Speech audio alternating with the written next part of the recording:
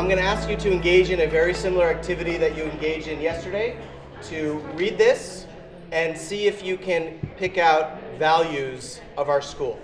And then I will share with you the two values that drove this. One, a value that was mine and not necessarily the school's, and one, a deep value of the school. And then we will break it all apart. All right, good morning, everyone. All right, good morning, everyone. All right, good morning, everyone. All right, good morning, everyone. All right, good morning, everyone. All right, good morning, everyone. All right, good morning, everyone. All right, good morning, everyone. All right, if you're still reading, please do. You're welcome to take this home, put it on your fridge. What values do you think that stand out in this process? I'd love to hear it, and then I will share with you what it was based on. So it seems that there's a value in people in the school learning, not based on need or problem solving, but for the sake of learning and growth and advancement. Okay. Collaborative nature. We have the administration saying we have to do this, but we're also the teachers, and we're going on this journey together to learn new things. Great. Creativity, culture, creativity. And the recognition that time is very real. And that, Okay. I like the fact that it sort of draws from the field in terms of best practices and evidence-based. right content, right curriculum, Great. right pedagogy, Yeah? pedagogy, great technology. Value and failure as a critical component of success. And you're asking them Great. to develop Risk taking? Yep. long commitment to Torah, worry about their emotional. So I'm going to share with you, and by the way, this exercise has been amazing for me because I think what people have actually focused on really the specific, like the sub values of a lot of this, but it really was driven by two major values. One was my own. I became a head of school 2 years ago, and I believe that education is about 10 years behind where it needs to be. Jewish education is 10 years behind that. And I most recently found Chicago Jewish education is 10 years behind that. So it was really important that if I was going to lead a school, that innovation, a culture, creativity, a culture, innovation had to be at the heart of it, not only for the school itself, but for the field. I truly believe that day schools needed, and I think they would love to, and they aspire to it, but they don't have the time, but we need to share more. So that was the driver and the value that I came to the school with. But I realized in my old job, I had a lot of ideas, a lot of great ideas, I thought, but I had no system and I had no process. So I would be, let's try this and let's try that. And my teachers probably hated me.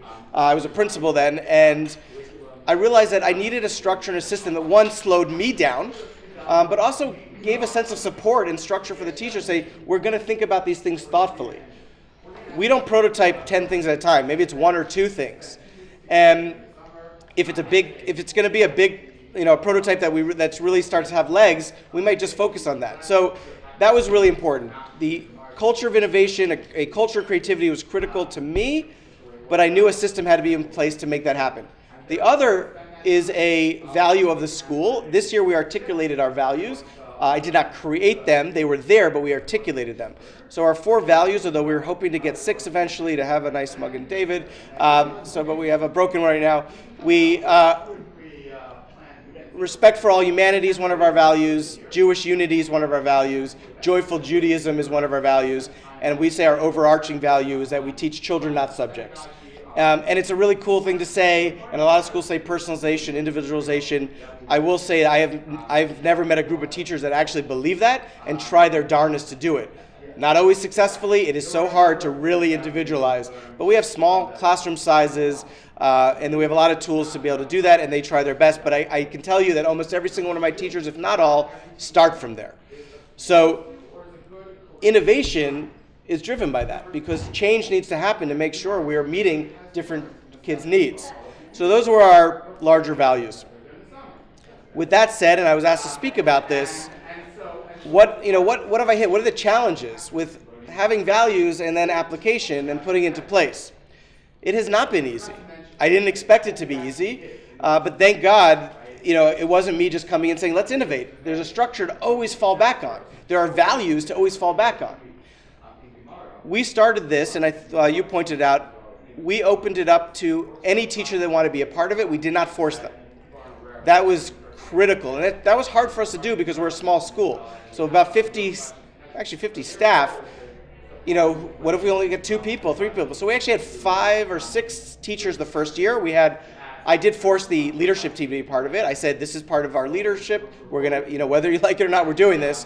And I will say I had one person on the team that was a disaster, that was so resistant, and he is no longer with us. But I can hold that leadership team accountable to this value. The teachers, it was more important that they bought into it. So we've had 2 summer trainings, and each year we have opened it up, and it's all voluntary. And it's been great. I was asked about teacher resistance to this. There's been none. Mainly because if you're not part of the training, you didn't have to do it. And if you are part of it, it's because you want to be there. I also believe that, and it's one of the reasons I chose this school, is I really believe that our teachers care about education deeply. And if there's a way that they can do it better, they will. So there was really no even philosophical resistance to this. What there was I think something we all struggle with is time as an issue. And something I didn't expect. I came into the school, and it turned out if teachers were doing professional development, they were expected to be paid. Now, I don't know, I didn't come from that, and I never expect to be paid for professional development. I expect a school to pay for it. I don't think it's fair to say to a teacher, pay for it.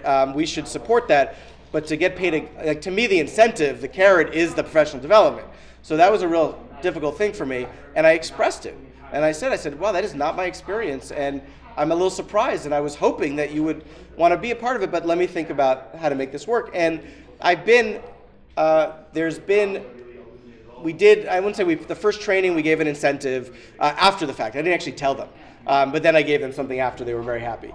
For the task force this year, there was paying teachers to be part of the meetings. So again, it nauseates me a little bit, but it was really meeting the culture and hopefully getting away from that. So that was something very important in learning, is that wasn't my value. I don't think it's a value, but sometimes you have to actually adjust to meet the value of where you're up against. There was a question about parents and their values. I thought they'd be ecstatic. I thought there'd be parades for me in the streets. They didn't seem to care one way or the other. They didn't really, and we did. We wrote a lot about this. We recently made a video of the prototyping and the makerspace. We did a makerspace prototype, which started in science with one, prototype for makerspaces. We liked it. We actually wrote a grant. We got a makerspace. We started a maker davening prototype, which has been amazing. And I don't know. It's almost like they just expect, of course you're going to do great things, and that's it. So I let that go. But I think it's important. It's certainly still important to let them know what you're doing and why it's important. We've been doing a lot of that. The other question that came up was about teachers, and so I said no resistance, but what have we seen? And so if they're not a part of it, is it impacting the people that aren't a part of it? And the answer is yes. A big reason for doing this was to create that culture of creativity, that sense of risk-taking. So even if you're not a part of it, well, what if you're a teacher that wants to try something? Do you feel like, is the leadership team supportive of it? So we have I call him Joe because his name is Joe. And he's a great teacher.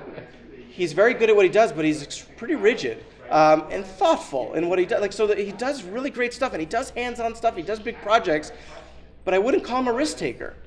And it's almost like he doesn't actually do this, but I feel like he's always kind of hovering around the makerspace, like looking in, should I go in there? And a couple of weeks ago, he sent me an email. It's like, listen, my 3rd and 4th graders want to be in there. Can you help me? I have no idea what to do. That was a big deal for Joe. And of course I said, absolutely. And we went in there and it was a mess. It was awesome. The kids made a mess and everything, and they used all these tools, and Joe had no idea what he was doing. And he emailed me actually last night and said, hey, could we do this again on Friday? And that's a huge, for someone like Joe to be like, I'm willing to be in there and I'm willing to support my students and I don't know what I'm doing, is a big deal, and he knows it's okay. The other piece was, I thought I was doing the school a service by owning all of this. It's a difficult, I don't know if any leaders in this room, if you struggle with letting things go, but I thought I was being like the best leader, like I'm running all of this. Well, I only have so much time in the day, but I did think it would be a good model, and I do believe this in the beginning, heads of schools or the principals have to really own it so that they see that you buy into this completely. But more recently, I came to the conclusion with our Makerspace prototype and the R&D department, I need to have somebody else overseeing it. So I'm hiring someone part-time to run the R&D department and the Makerspace prototype, and my teachers are ecstatic. They saw it as a bigger investment in the process. They said, oh, he really does care about this. Where I thought they'd be a little disappointed that I'm not, running it all the time. So that was, I'm so happy for this because it was been very difficult to own it and shoulder it for 2 years. So that's another thing. So there's been a lot of challenges. I think when you push people past their comfort zone, which is what innovation does, you're going to see personal values and values that didn't pop up, and you have to be prepared to address it. I've been doing a lot of adaptive leadership training lately with DSLTI, which I do recommend if you're doing any leadership stuff. But this idea of a true leader, you're basically turning up the flame just enough, you don't burn anybody, and then you have to know when to turn it down. And I think what this process has done is really keep the temperature at the right exact place, because you can always fall back on the process, you can always fall back on our values, but without this, it would just be chaos. I said in the other group that before I got there, teachers had 100% autonomy, which I thought they valued. They value autonomy, but I've come to the conclusion they really want 80% autonomy. They want structure, they want care, they want support. And that has been also, this has helped me see that, because before that they didn't have the system in place. So we're well on our way to some really great things. It is messy, it is not easy, we are far from fully integrated. I suspect another few more years, but the commitment is there and the culture is changing because of it. Questions, thoughts? More about what is coming out of. I understand the structure, but Sure. What's coming out of it? What are the projects that are? So there's been a few prototypes. So the Makerspace was the first one. It just rose up from our first training. People were like, we're really interested in that. The process is to do study first. Does a Makerspace make sense in general? Does it make sense for our school? And then they have to submit, and I say they, it's usually one teacher, could be two, submit the prototype, which will be a small version of a bigger thing. So this was a science prototype. The science teacher was already doing a lot of hands-on stuff, but she created a little maker corner in her room, highly successful.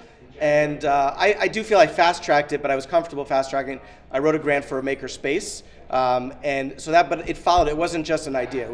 We had a process, we assessed it. The maker davening is also a prototype. That's something I run, where we are seeing, can we make davening more meaningful? For this, we're doing it with just one group. We have 6 actually different davening groups, but this was very new. And I assess every unit, whether or not satisfaction, connection to davening, and we're seeing a little bit of an increase in connection to God. So we do that every time we do a unit and see if this method is making a difference. So that's ongoing. We've done a lot of research on project-based learning. So we're in the exploration phase. The reason we did it on 2 ways. I did a lot of project-based learning before I got there. So I didn't come in and say, we have to do project-based learning, because I knew people would freak out. So I actually didn't say much about it, but I did in the administration and some other teachers just kind of analyze how we do things. There's a lot of inquiry-based learning in our school. There's a lot of hands-on projects. I wouldn't call it project-based learning, but a lot of hands-on projects. And again, that culture of we want to do what's best for the children. So the methodologies that can allow for a lot more differentiation, and there's a lot of ways we do that, but PBL might be a really natural fit for a lot of the things we're doing. So it's not a traditional model taking in PBL, it's looking at who we are and saying PBL could be the next phase of what we're doing. So we are looking to do a prototype for next year, to do a training in the summer, and that this would be a large prototype, every teacher doing 1 unit. So 1 unit the entire year. And based on that, getting feedback from the teachers and students and how it's working to see, do we expand to 2 units in year 2, and then eventually by year 3, be close to fully integrated, probably even longer than that. So it's easier. I mean, I know Tikva spoke, like, it's hard to start a new school, but in some ways it's easy. Like, this is what we're doing. To transition takes forever. And I think a process like this helps. This is not the only way to do it, but it helps a teacher saying, we're not just saying, hey, we're doing project-based learning next year. It's, we're going to do it, and we're going to do it in this thoughtful way. And guess what? Yes, I have a 3-year plan, but if after year 1 this doesn't work, we're not doing it.